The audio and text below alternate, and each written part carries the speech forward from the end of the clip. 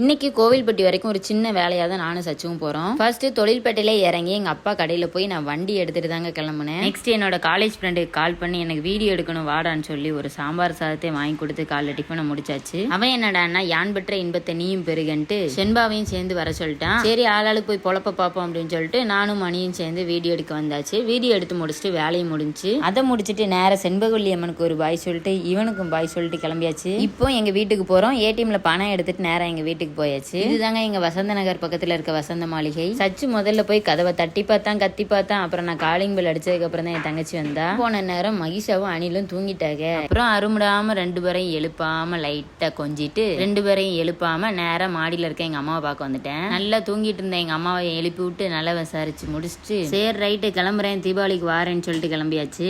அப்புறம் மகிஷா குட்டியை தாங்க விட்டுட்டு வர மனசே இல்ல. சரின்ட்டு அவளுக்கு பாய் சொல்லிட்டு நானும் சச்சுவும் கிளம்பி எங்க கடைக்கு வந்தாச்சு. எங்க அப்பா ஏன் ரிட்டர்ன் போறாங்கன்னு பாத்தீங்கன்னா வண்டி சாவியை நான் எங்கேயோ கீழே போட்டு வந்துட்டேன். நான் வந்த வேகத்துக்கு வண்டி சாவி எங்கேயோ குதிச்சு கீழே விழுந்துருச்சு. ஆனா வண்டி ஆன்லயே தான் இருந்தது. எங்க அப்பா வந்த நேரம் ரெண்டு பேர் கரும்பு ஜூஸ் வேற கேட்டாங்க. அதையும் போட்டு கொடுத்துட்டு எங்க அப்பா வந்தாங்க. பஸ்ஸும் ஏத்தி விட்டாங்க. நாங்களும் திரும்பியும் கிளம்பியாச்சு.